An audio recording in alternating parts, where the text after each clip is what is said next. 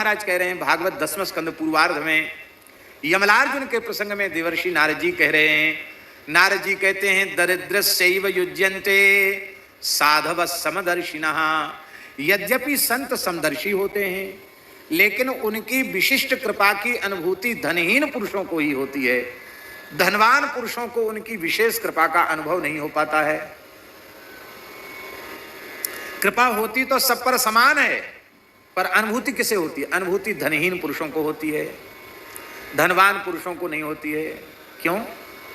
क्योंकि धनहीन पुरुष में एक दोष और धनवान पुरुष में 3 दोष। 3 दोष कौन कौन है? धनाभिमान, एक तो धन का दोष, एते पंचदशा अनर्था, 15 प्रकार के अनर्थ, वो 15 न लेकर एक धन के सारे दोष। एक धनाभिमान का दोष, एक धन का दोष और एक धनाभिमान का दोष। मैं ऐसा वैसा नहीं। लोग कहते हैं क्या समझ रखा है, खड़े बाजार में खरीद लूंगा। लो साहब, ये है धनाभिमान। धन का दोष, धनाभिमान का दोष। तीसरा दोष होता धन की तृष्णा का दोष। जितना धन आता चला जाएगा, तृष्णा उड़ती बढ़ती चली जाएगी।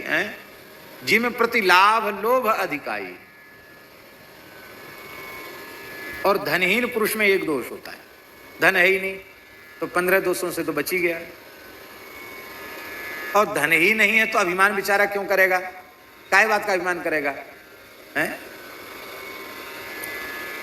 मोटे गणेश जी वाले महाराज जी कहते थे कि किसी व्यक्ति की जेब में कानी कौड़ी ना हो और करोड़ों की बात करे, अभिमान करोड़ों का करे, तो क्या उसको लोग क्या समझेंगे? पागल ही समझेंगे। फूटी कौड़ी जेब में नहीं है, करोड़ों की बात कर रहा है। तो पूज्य मोटे गणेश जी वाले महाराज जी तो इस भाव से कहते थे कि भजन की नाम जबकि पूंजी नहीं है पास में और बातें लंबी चौड़ी कर रहे हो, तो मूर्खों की समाज में तो लोग कहेंगे कि आप बहुत अच्छा बोलते हैं, लेकिन संतों की सभा में आपकी इन बातों का कोई प्रभाव नहीं पड़ेगा, क्योंकि स्वयं आपके पास भजन की पूंजी नहीं है।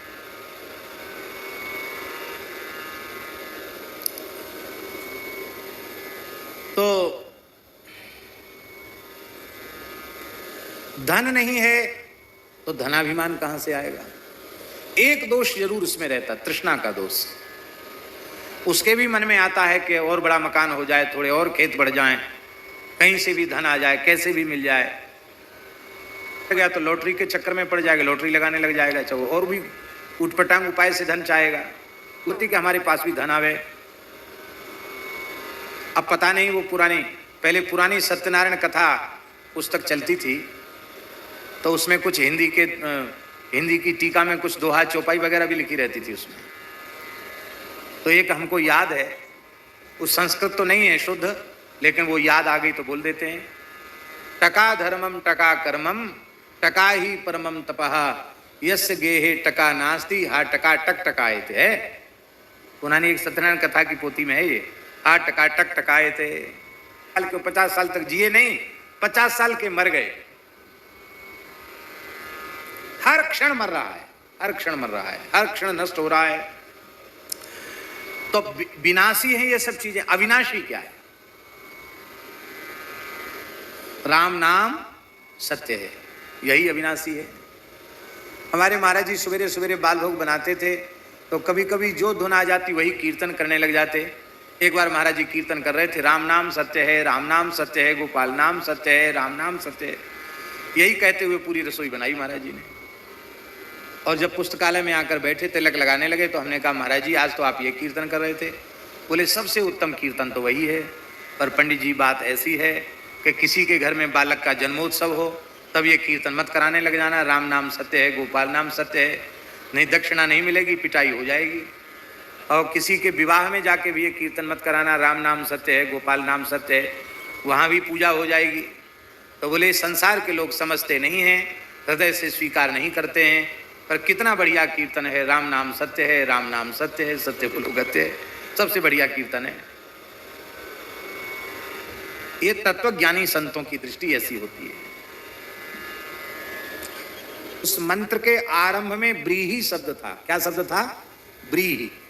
और व्रीहि माने होता है धान्य। तो धान के खेत की मेड़ पर वो खड़े थे, उन्होंने एक मुट्ठी व्रीहि उखाड़ कर जैसी ब्राह्मणों को दिखाई, ब्राह्मणों को विस्मृत वेद की पुनः स्मृति हो आई और वे वेद पाठ करते करते अपनी यज्ञशाला में लौट आए। ये है नाम की।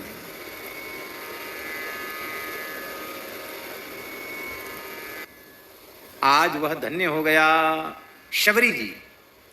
अधम जाति में जड़मति नारी भारी, जातिहीन अघ जन्म इत्यादि प्रकार से। पर ऐसी सबरी के यहां भगवान स्वयं चल करके गए। ऋषि स्थान बिसराए, ऋषियों के यहां पहले नहीं गए, पहले सबरी के यहां गए। सबरी के आतिथ्य को भगवान ने स्वीकार किया, और स्वीकार ही नहीं किया, सबरी की चरण रज से अशुद्ध सरोवर के जल को शुद्ध करा के भक्ता सबरी की महिमा को सर्वोच्च रूप में प्रस्तुत किया, प्रमाणित किया। दर्शन करते हुए आया, अयोध्या से आया था। उसको पता चला कि हमारे राम जी का चरित्र लिखने वाले बाबा जी बनारस में ही रहते हैं। तो 80 घाट पर तुलसीदास जी महाराज बैठ के माला फेर रहे थे, तो वो डोम अयोध्या जी का था।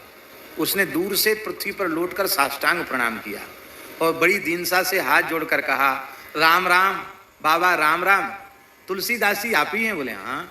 भैया कहाँ से आए हो? कहा राम राम बाबा, मैं अयोध्या का डोम हूँ।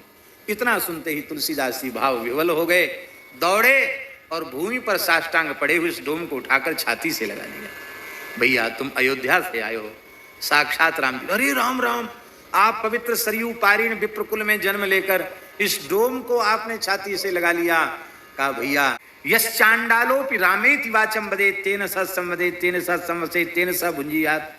लिखा हुआ है राम राम राम ऐसा उच्चारण करने वाला जो चांडाल है उससे भी भेद नहीं रखना चाहिए। यही कारण है हमारे यहाँ विरक्त संतों की परंपरा में यद्यपि वर्णाश्रम धर्म के प्रति पूर्ण निष्ठा, पूर्ण श्रद्धा रखते हैं और मर्यादा, हमारे यहाँ पुराने संतों में रसोई में कौन जाए, पूजा में कौन जाए, ये मर्यादा भी है। लेकिन भगवान के शरण में आने वाले सभी साधक एक पंक्ति में बैठकर प्रसाद पाते हैं, क्योंकि सब राम नाम जपने वाले हैं। और ये ना हो तो एक पंक्ति में बैठ के पाएंगे?